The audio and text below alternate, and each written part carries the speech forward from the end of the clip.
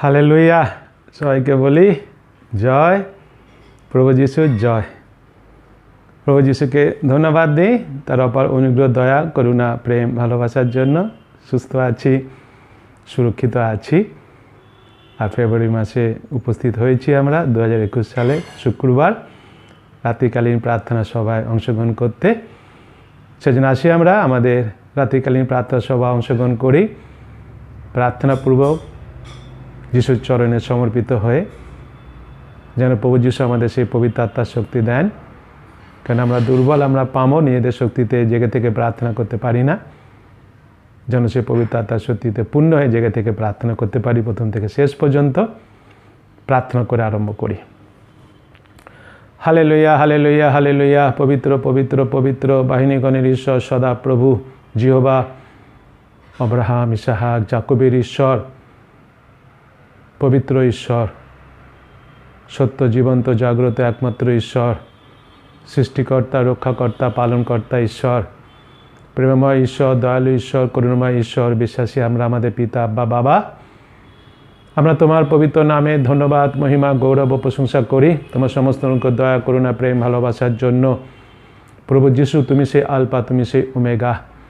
তোমাকে ধন্যবাদ দিই, তুমি সেই সৃষ্টিকর্তা, রক্ষাকর্তা, পালনকর্তা। তবু তুমি মানুষের পৃথিবীতে এসেছিলে আজ থেকে 2000 বছরেরও পূর্বে। মানুষের পাপের শাস্তি মৃত্যু তুমি তোমার নিজের দিয়ে কুশিতে তুমি বহন করেছিলে, কবরস্থ তুমি হয়েছিলে, তৃতীয় দিবসে তুমি উত্থাপিত হয়ে স্বর্গে গেছো। তোমাকে ধন্যবাদ দিই। আমরা যারা তোমাকে বিশ্বাস করেছি আমাদের ব্যক্তিগত জীবনে মুক্তিদাতা, পরিত্রাতা প্রভু বলে, আমাদের তুমি সেই পাপ সকল ক্ষমা করেছো। তোমার সেই ধার্মিকতা বস্ত্র তুমি আমাদের দিয়েছো, পরিত্রাণ তুমি আমাদের দিয়েছো, অনন্ত জীবন তুমি আমাদের দিয়েছো, এবং সেই জন্যই তুমি গেছো স্বর্গে আমাদের জন্য স্থান প্রস্তুত করতে। আবার তুমি আসবে যেন আমরা তোমার সাথে মিলিত হয়ে স্বর্গে অনন্তকাল বাস করি। তোমার এই পরিকল্পনা, তার জন্য তোমাকে কোটি কোটি ধন্যবাদ দিই। আর বিশেষ করে ধন্যবাদ দিই প্রভু যিশু, তুমি আমাদের তোমার সেই কালবেরি ক্রুশের রক্ত আবরণ করে রেখেছো, ঢেকে রেখেছো, ভাইরাস শাস্তি থেকে সুরক্ষিত রেখেছো। তার জন্য তোমাকে ধন্যবাদ দিই। আমরা পাপী তাপী মানুষ, আমরা স্বীকার করি প্রত্যেকটা মুহূর্তে আমরা কথায়, কার্যে, বাক্যে, চিন্তায় পাপ করি। প্রভু গো, অনেক পাপ করেছি আমরা, তুমি পাপকে ঘৃণা করো, সেই জন্য আমরা পাপ স্বীকার করি। পাপ স্বীকার করে তোমার কাছে ক্ষমা চাই। ক্ষমাকারী ঈশ্বর, তুমি আমাদের সমস্ত পাপ, অন্যায়, অপরাধ ক্ষমা করো। আর তুমি আমাদের এই রাত্রিকালীন প্রার্থনা সভাতে অংশগ্রহণ করতে সাহায্য করলে, সেই জন্য তোমাকে ধন্যবাদ দিই। প্রভু, আমরা দুর্বল, আমরা পামন, আমাদের নিজেদের শক্তিতে আমরা পারি না প্রার্থনা অংশগ্রহণ করতে, তুমি সেটা জানো। সেই জন্য তো তুমি আমাদের অনাথ রেখে যাওনি, তুমি সেই পবিত্র আত্মার স্বরূপ আমাদের হৃদয়ে বাস করছো, সেই জন্য তোমাকে ধন্যবাদ দিই।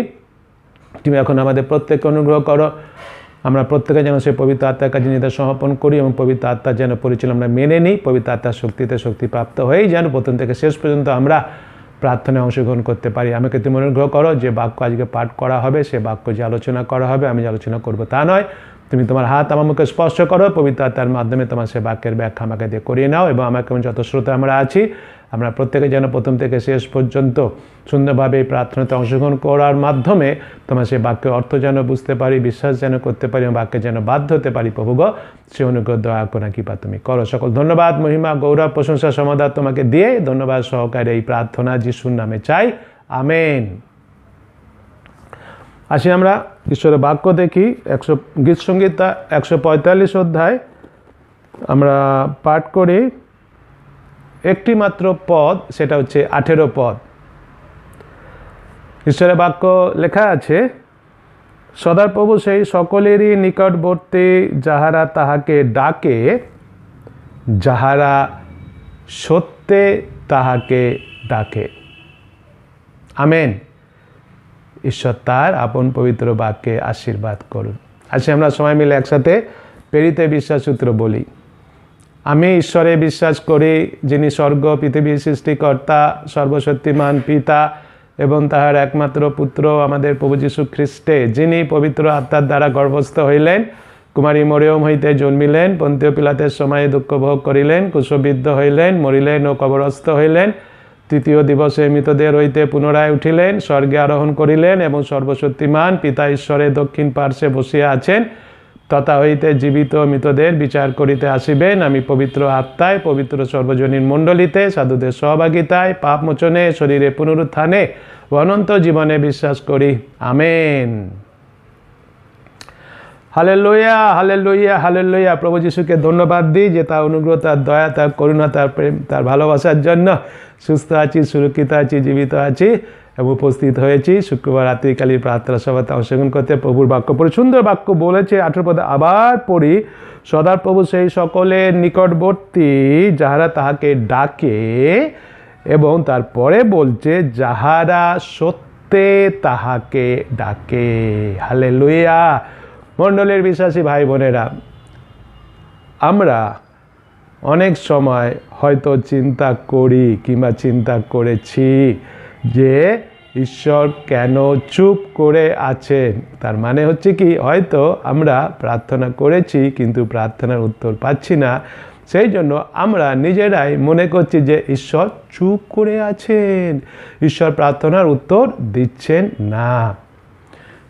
আজকে এক্ষুনি যে বাক্যটা আমরা এখানে পড়লাম, এই বাক্যে কিন্তু বলছে যে প্রভু তাদের কাছে আছেন যারা, দুটো বিষয় বলেছে, প্রথম প্রভুকে ডাকে, সদাপ্রভুকে ডাকে, আর দ্বিতীয়ত যারা সদাপ্রভুকে সত্যে ডাকে তাদের কাছে সদাপ্রভু আছেন।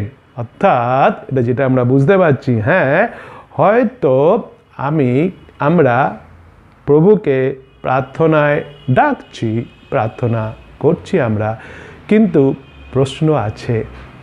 প্রশ্নটা কি? নিশ্চয়ই বুঝতে পারছি, আমরা যারা প্রভুকে ডাকছি কি খাঁটি মনে সত্য হৃদয়ে প্রার্থনা করছি? এইটা হচ্ছে আজকের বাক্যের জন্য আমাদের কাছে খুবই গুরুত্বপূর্ণ বিষয়। মণ্ডলীর বিশ্বাসী ভাই বোনেরা, যখন আমরা সত্যে প্রভুকে ডাকি, এই যে সত্যে প্রভুকে ডাকি, এ কথাটা মানে হচ্ছে যে এটা জেনে, কি জেনে? এটা জেনে যে আমরা প্রভুকে ঈশ্বরকে, পুরাতন নিয়মে আমরা পড়ছি, সেই পুরাতন নিয়ম নতুন নিয়মে প্রভু যিশু সেই ঈশ্বর, যে প্রভুকে আমাদের আশ্রয় ও শক্তি হিসাবে পাবই, এটা জেনে তাকে ডাকছি। তখন কি হয়? তখন আমরা আত্মবিশ্বাসের সঙ্গে আমাদের সমস্যার সময় প্রভুর কাছে নিজেদের নিয়ে আসব প্রার্থনায়, নিশ্চিত জেনে যে প্রভু আমাদের সাহায্য করবেন, তার সাহায্য আমরা পাবই পাবো। আমেন। এটা হচ্ছে খুবই গুরুত্বপূর্ণ বিষয়। যদি আমরা দেখি যিশায় ভাববাদী পুস্তক তার 55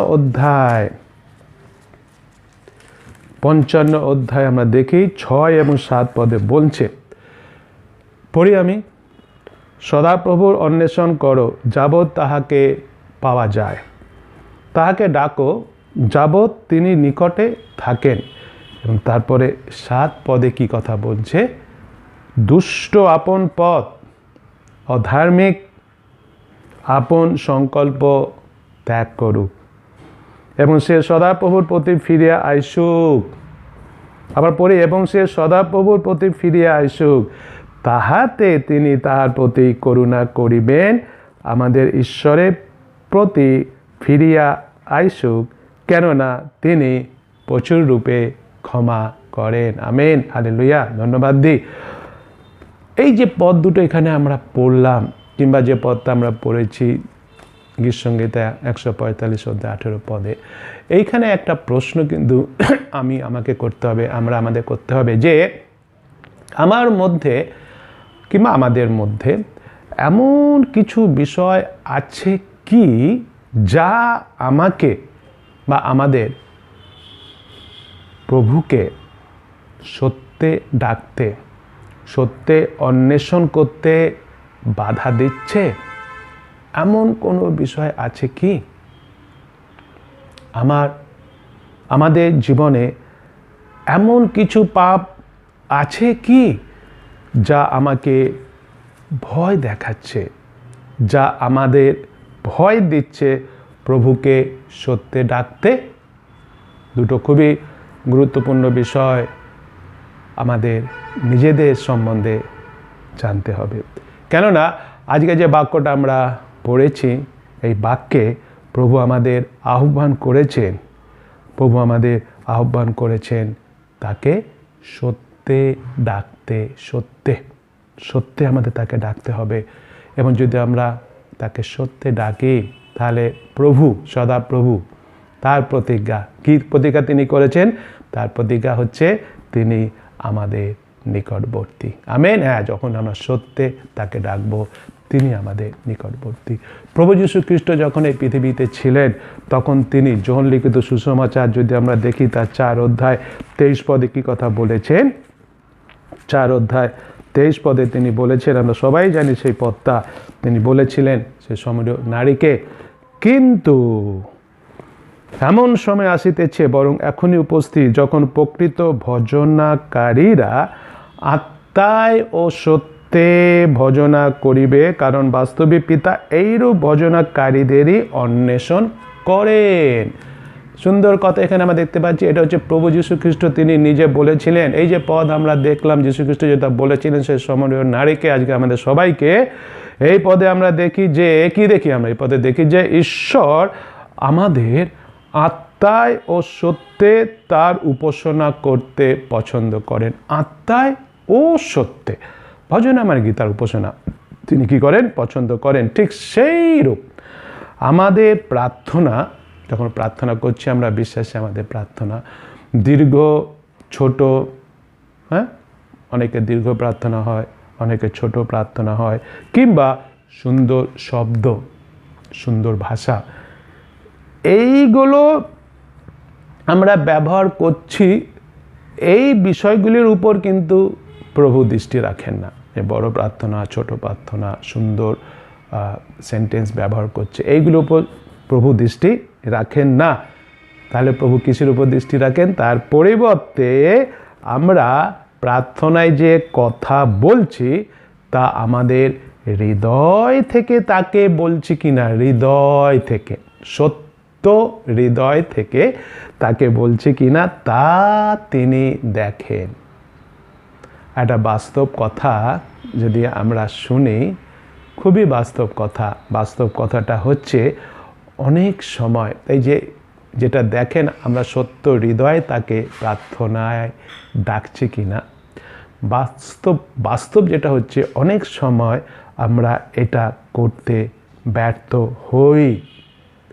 অনেক সময় উদাহরণস্বরূপ যদি বলতে হয়, উদাহরণস্বরূপ বলতে পারি যে প্রার্থনা যখন আমরা করি তখন কি হয়, আমরা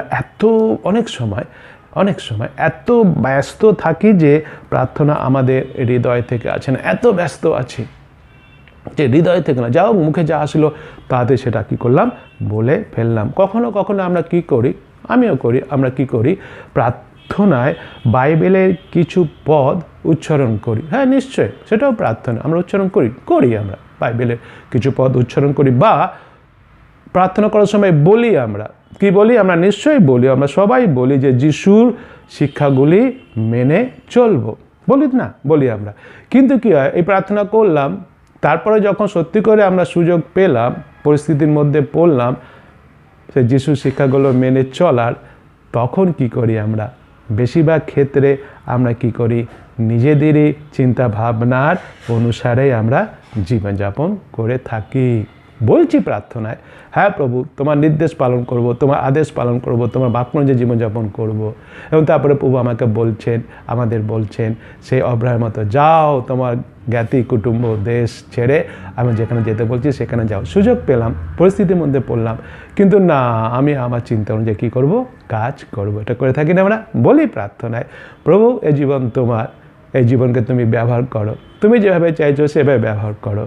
কিন্তু কার্যক্ষেত্রে যখন তিনি আমাদের ব্যবহার করতে চান, তখন কিন্তু আমরা সেভাবে ব্যবহৃত হতে দিই না, করতে দিই না। কারণ আমরা নিজেরাই কী করে চিন্তা করে রেখেছি কীভাবে আমরা নিজেদের ব্যবহার করব। সেই জন্য এটা বাস্তব বিষয় সবার ক্ষেত্রে, আমার ক্ষেত্রেও প্রযোজ্য। আমি যে বলছি যে অন্যদের আমি দোষারোপ করে বলছি তা না, এটা আমার ক্ষেত্রেও প্রযোজ্য, সেটা আমিও জানি। কিন্তু এখান থেকে আমাদের শিক্ষা নিতে হবে, সেই জন্য এটাই আলোচনা করা হচ্ছে। মথলিখিত সুসমাচার তা 5 অধ্যায় 8 পদ যদি আমরা দেখি, এখানে বলা হয়েছে, এই লোকেরা ওষ্ঠাধরে আমার সমাদর করে, কিন্তু ইহাদের অন্তঃকরণ আমা হইতে দূরে থাকে। প্রভু যীশু খ্রিস্ট এই কথা বলছে। বাইবেলে কথা বলা হয়েছে, পুরাতন নিয়মে সেটাই প্রভু যিশু তুলে ধরেছেন নতুন নিয়মে আমরা দেখছি, আমরা দেখলাম। এটা বাস্তব, এটা বাস্তব। কিন্তু আমাদের প্রভুর বাক্যকে কী করতে হবে? ভালো করে শিখতে হবে, সেভাবে জীবনযাপন আমাদের করতে হবে। সেই জন্য আমরা প্রার্থনা করছি, ঈশ্বর চান যেন আমরা আমাদের হৃদয় খুলে তাকে দিই। এটা ঈশ্বর চান, হৃদয় খুলে তাকে দিই। এটা ঈশ্বর আমাদের কাছ থেকে চান। যদি আমরা আমাদের সত্য হৃদয় ঈশ্বরকে দিই, সত্য হৃদয় যদি আমরা ঈশ্বরকে দিই ও আমাদের হৃদয়ে কি আছে তা সত্যি করে ঈশ্বরকে বলি, হৃদয়ে যা আছে সত্যি করে বলি, তখন কি হয়? তখন ঈশ্বর স্ব ইচ্ছায় আমাদের মধ্যে কাজ করে না। তখনই আমাদের হৃদয় খুলে তাকে দিলাম, আমার হৃদয় কি আছে সেটা আমি সম্পূর্ণভাবে সত্য হৃদয়টা আমি তার কাছে তুলে ধরলাম, সত্য হৃদয় আমি তাকে বললাম, আমার হৃদয় যেটা এসেছে, অনুভূতি এসেছে, যে বিষয়টা এসেছে সেটা তার কাছে বললাম। তখন ঈশ্বর কী করেন? আমাদের মধ্যে তিনি কাজ করে থাকেন। ঈশ্বর আমাদের দুই রকম হৃদয় চান না। ঈশ্বর কখনো দু রকম হৃদয় আমাদের হোক সেটা তিনি চান না, কিন্তু তিনি চান খাঁটি ও সৎ হৃদয়। এটা হচ্ছে ঈশ্বর।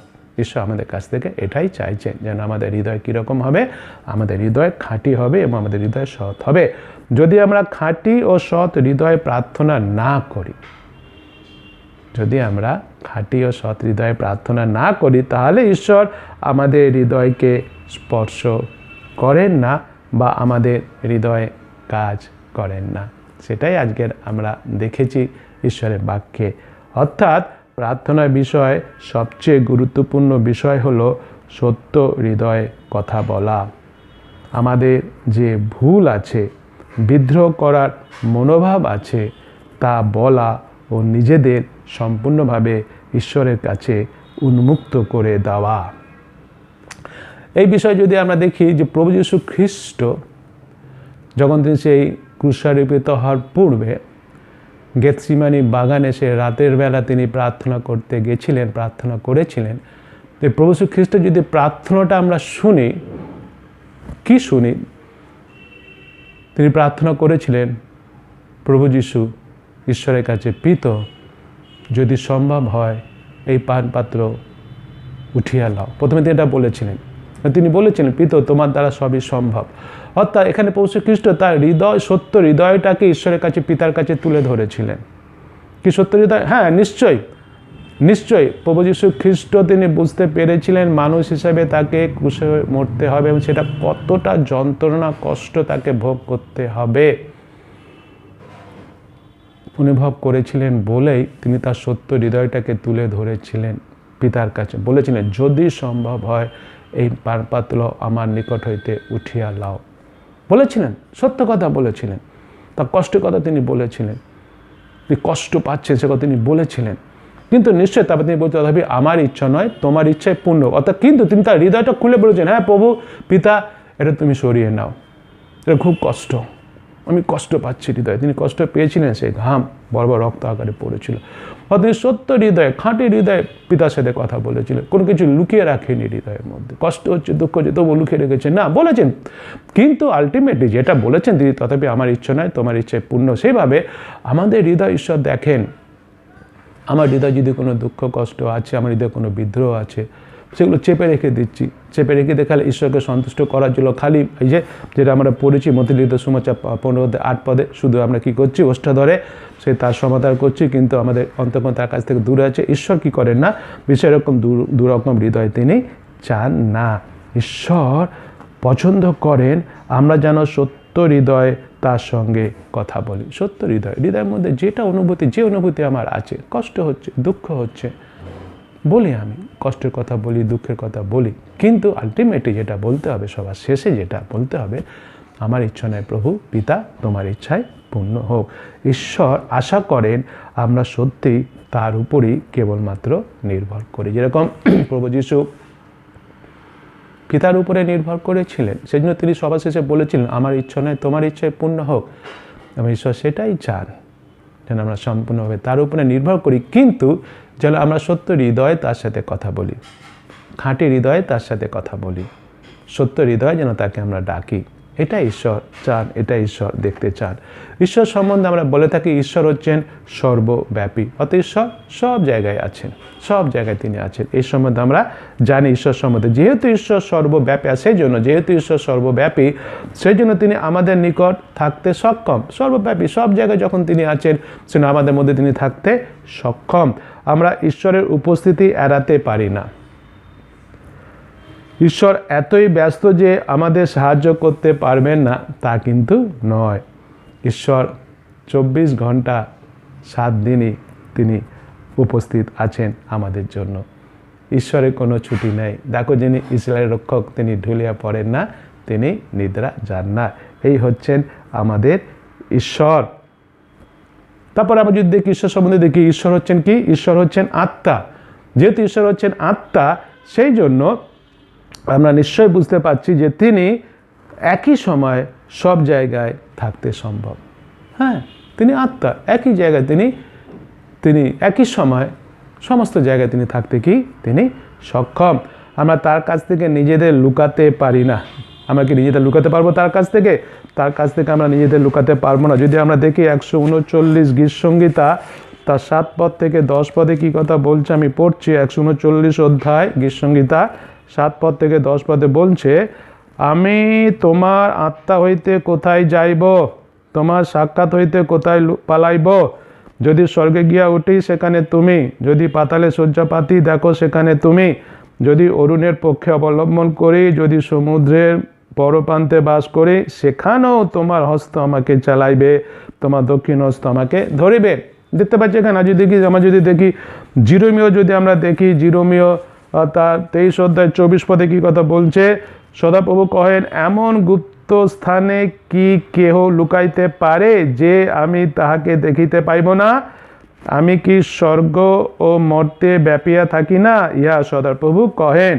এর মানে ঈশ্বর সবার কাছে থাকতে চান, যারা তাকে আহ্বান করে তাদের সবার কাছে তিনি থাকতে চান। কিন্তু আমরা সেটা পড়েছি আজকে সেই গীতসংহিতাতে, যেটা হচ্ছে যে তিনি চান আমরা যেন তাকে ডাকি, আর আমরা যেন তাকে সত্য হৃদয়ে তাকে যেন আমরা ডাকি। ঈশ্বর আমাদের হৃদয় জানেন, ঈশ্বর আমাদের হৃদয় দেখতে পান। ঈশ্বরের সাথে কখনো ছলনা করা যায় না, ঈশ্বরকে কখনো ঠকানো যায় না।